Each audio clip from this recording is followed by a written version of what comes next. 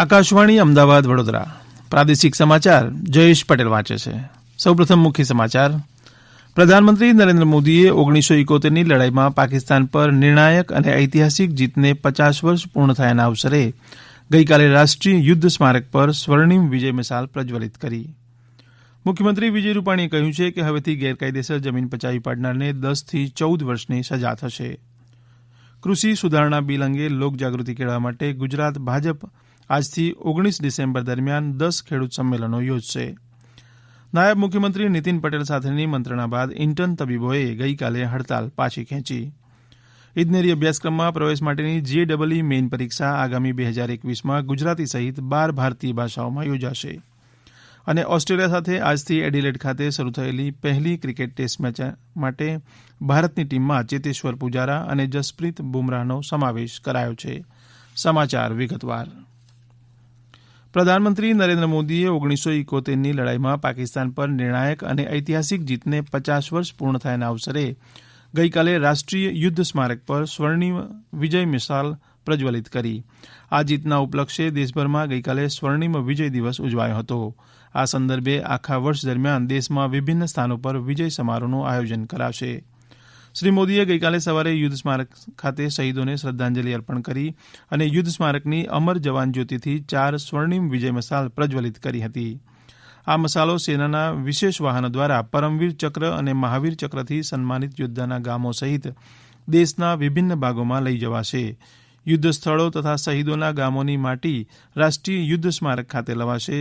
આ અવસરે સંરક્ષણ મંત્રી રાજનાથસિંહે સ્વર્ણિમ વિજય વર્ષના સ્મૃતિચિહ્નનું અનાવરણ કર્યું. જામનગરની બાલાછડી સૈનિક શાળા દ્વારા ગઈકાલે વિજય દિવસની ઉજવણી કરવામાં આવી હતી. વિજય દિવસ નિમિત્તે બાલાછડી સૈનિક શાળાના NCC કોચ દ્વારા વેબિનારનું આયોજન કરવામાં આવ્યું હતું. આ કાર્યક્રમના પ્રારંભમાં શૌર્ય સ્તંભ યુદ્ધ શહીદ સ્મારક ખાતે બાલાછડી સૈનિક શાળાના પ્રિન્સિપલ મુખ્ય અતિથિ ગ્રુપ કેપ્ટન રવિન્દરસિંહે પુષ્પગુચ્છ અર્પણ કરી શહીદોને શ્રદ્ધાંજલિ અર્પણ કરી હતી. વેબિનારમાં વિજય દિવસનો ઇતિહાસ અને તેનું મહત્વ રજૂ કર્યા હતા. મુખ્યમંત્રી વિજય રૂપાણીએ રાજ્યમાં જમીન ઉપર ગેરકાયદેસર કબજો કરનારા ભૂમાફિયા સામે ગુજરાત લેન્ડ ગ્રેબિંગ પ્રોહિબિશન એક્ટનો કડક અમલ કરવાનું જાહેર કર્યું છે. ગાંધીનગરમાં ગઈકાલે યોજાયેલી પત્રકાર પરિષદમાં મુખ્યમંત્રી શ્રી રૂપાણીએ કહ્યું કે ગુજરાત સરકારે ઐતિહાસિક નિર્ણય લઈને લેન્ડ ગ્રેબિંગ પ્રોહિબિશન એક્ટ 2020ની કાયદાકીય જોગવાઈઓનો ગઈકાલથી કડક અમલ કરવાનો નિર્ણય કર્યો છે. આ કાયદા હેઠળ ગુનેગારોને દોષિત ઠરેથી ઓછામાં ઓછી 10 વર્ષ અને વધુમાં વધુ 14 વર્ષ સુધીની કેદ તેમજ મિલકતોની જંત્રીની કિંમત સુધીના દંડને પાત્ર રહેશે. એક વિશેષ જોગવાઈ એવી પણ કરવામાં આવી છે કે સરકારી જમીન પચાવી પાડવાના કે ગેરકાયદેસર કબજો કરવાના કિસ્સામાં કે કોઈ માથાભારે તત્વોના કિસ્સામાં જિલ્લા કલેક્ટરને અને રાજ્ય સરકારને આપમેળે સુઓમોટો પગલાં લેવાની સત્તા આપવામાં આવી છે. ફરિયાદ નોંધાય તેના 30 દિવસમાં સંપૂર્ણ તહોમતનામું આ કાયદાના અમલ માટેની ખાસ સ્પેશિયલ કોર્ટમાં રજૂ કરવાનું રહેશે.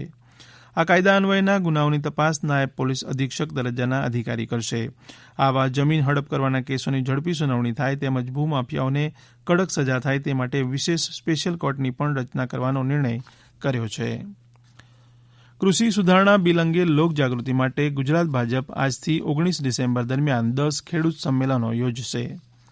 ભાજપના પ્રદેશ પ્રવક્તા ભરત પંડ્યાએ જણાવ્યું છે કે આવતીકાલે 18મી ડિસેમ્બરે મુખ્યમંત્રી શ્રી વિજય રૂપાણી નવસારી ખાતે અને 19મી ડિસેમ્બરે કરમસદ ખાતે કિસાન સંમેલનમાં ઉપસ્થિત રહીને માર્ગદર્શન આપશે.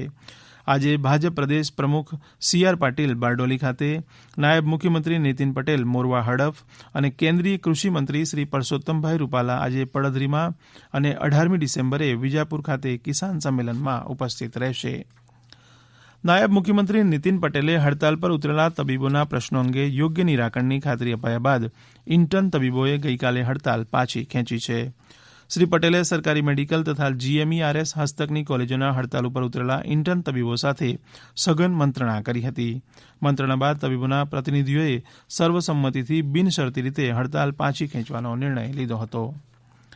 આ પ્રાદેશિક સમાચાર આપ આકાશવાણીના અમદાવાદ વડોદરા કેન્દ્ર પરથી સાંભળી રહ્યા છો. વધુ સમાચાર કોરોના અંગેના આ સંદેશ બાદ.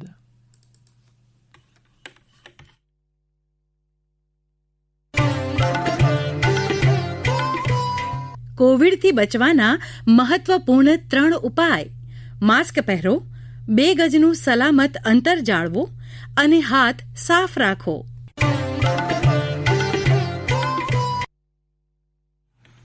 ઇજનેરી અભ્યાસક્રમમાં પ્રવેશ માટેની JEE મેઇન પરીક્ષા આગામી 2021માં ગુજરાતી સહિત 12 ભારતીય ભાષામાં યોજાશે. એવી જ રીતે આ પરીક્ષા 2021થી વર્ષમાં ફેબ્રુઆરી, માર્ચ, એપ્રિલ અને મે એમ 4 વખત યોજાશે. શિક્ષણ મંત્રી રમેશ પોખરિયાલ નિશંકે ગઈકાલે આ જાહેરાત કરતાં જણાવ્યું હતું કે જો કોઈ પરીક્ષાર્થી એકથી વધુ વખત પરીક્ષા આપે તો એક વર્ષમાં તેણે કરેલા જે પ્રયાસમાં સૌથી વધુ ગુણ મેળવ્યા હશે તે ગુણવત્તા યાદી બનાવતી વખતે ધ્યાનમાં લેવાશે. શ્રી નિશંકે કહ્યું કે પરીક્ષામાં વિદ્યાર્થીને 90માંથી 75 પ્રશ્નો પસંદ કરવાની તક અપાશે તથા વૈકલ્પિક 15 પ્રશ્નોમાં નેગેટિવ માર્કિંગ પદ્ધતિ અપનાવાશે નહીં.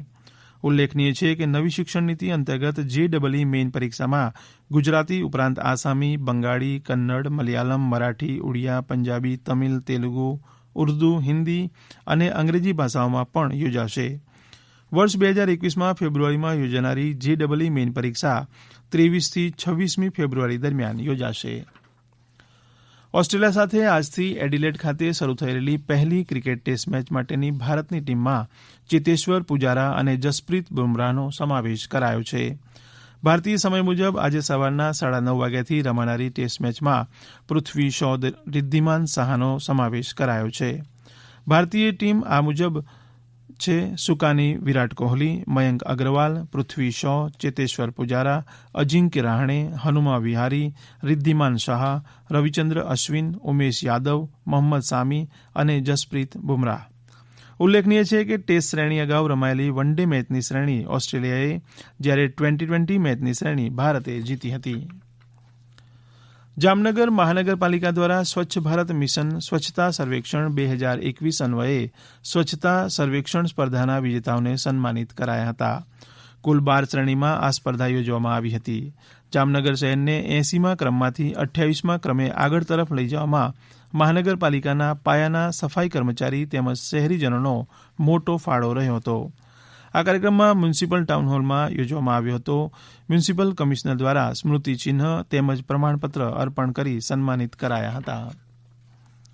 દીવમાં સ્વ સહાય જૂથ મહાશક્તિ મહિલા મંડળ ગ્રુપ દ્વારા વણાકબારાની ગ્રુપની બહેનો માટે હસ્તકલા તાલીમનું આયોજન કરાયું છે. આ તાલીમમાં ઊનમાંથી સ્વેટર બનાવવું, મોજા, ટોપી, શાલ, રૂમાલ, તોરણ વગેરેની ક્રમબદ્ધ માહિતી સાથે તાલીમ અપાશે. આ તાલીમ જિલ્લા બાળ સુરક્ષા એકમ દીવ અને વણાકબારા ગ્રુપ પંચાયતના સંયુક્ત પ્રયાસોથી કરાયું છે. પાકિસ્તાન મરીન સિક્યોરિટી એજન્સીના જવાનોએ ભારતના 26 માછીમારોને ભારતીય જળ સરહદમાં પ્રવેશીને બંધક બનાવ્યા છે તથા તેમની 3 બોટ જપ્ત કરી છે. માછીમાર અગ્રણી મનીષ લોઢારીના જણાવ્યા મુજબ ઓખાની 2 તથા માંગરોળની 1 મળીને 3 બોટમાં માછીમારો ભારતીય જળ વિસ્તારમાં માછીમારી કરી રહ્યા હતા. પાકિસ્તાન મરીન સિક્યોરિટીના જવાનોએ આ 26 માછીમારોને શસ્ત્રોના બળે બંધક બનાવ્યા હતા. રાજ્ય સરકારે શીખાઉ લાયસન્સ ફરીથી મેળવવાની તથા ડ્રાઇવિંગ લાયસન્સમાં ભયજનક માલના વહન માટેના એન્ડોર્સમેન્ટની કામગીરી સરળ બનાવવાનો નિર્ણય લીધો છે. અગાઉ કોઈ કારણસર શીખાઉ લાયસન્સની 6 મહિનાની મુદત પૂરી થઈ હોય તો અરજદારોને પુનઃ શીખાઉ લાયસન્સ માટે RTO કચેરીએ આવવું પડતું હતું. હવે અરજદાર દ્વારા પરિવહન.gov પર ફી ભરતા જ પુનઃ શીખાઉ લાયસન્સ મેળવી શકાશે અને કોઈપણ સ્થળેથી ડાઉનલોડ કરી પ્રિન્ટ મેળવી શકાશે. એવી જ રીતે ડ્રાઇવિંગ લાયસન્સમાં ભયજનક માલનું વહન કરવા એન્ડોર્સમેન્ટની કામગીરી ઓનલાઈન કરાતા અરજદારોએ રૂબરૂમાં RTO કચેરી જવાની જરૂર નથી. આ ઉપરાંત ડ્રાઇવિંગ લાયસન્સ ધારક એક વર્ગનું લાયસન્સ ધરાવતો હોય અને બીજા વર્ગમાં ઉમેરો કરવા માંગતો હોય તો આ કામ ઓનલાઈન થઈ શકશે. અંતમાં મુખ્ય સમાચાર ફરી એકવાર. પ્રધાનમંત્રી નરેન્દ્ર મોદીએ 1971ની લડાઈમાં પાકિસ્તાન પર નિર્ણાયક અને ઐતિહાસિક જીતને 50 વર્ષ પૂર્ણ થયાના અવસરે ગઈકાલે રાષ્ટ્રીય યુદ્ધ સ્મારક પર સ્વર્ણિમ વિજય મિસાલ પ્રજ્વલિત કરી. મુખ્યમંત્રી વિજય રૂપાણીએ કહ્યું છે કે હવેથી ગેરકાયદેસર જમીન પચાવી પાડનારને 10 થી 14 વર્ષની સજા થશે. કૃષિ સુધારણા બિલ અંગે લોકજાગૃતિ કેળવવા માટે ગુજરાત ભાજપ આજથી 19 ડિસેમ્બર દરમિયાન 10 ખેડૂત સંમેલનો યોજશે. નાયબ મુખ્યમંત્રી નીતિન પટેલ સાથેની મંત્રણા બાદ ઇન્ટર્ન તબીબોએ ગઈકાલે હડતાલ પાછી ખેંચી છે. આકાશવાણી અમદાવાદ વડોદરા કેન્દ્ર પરથી પ્રાદેશિક સમાચાર પૂરા થયા.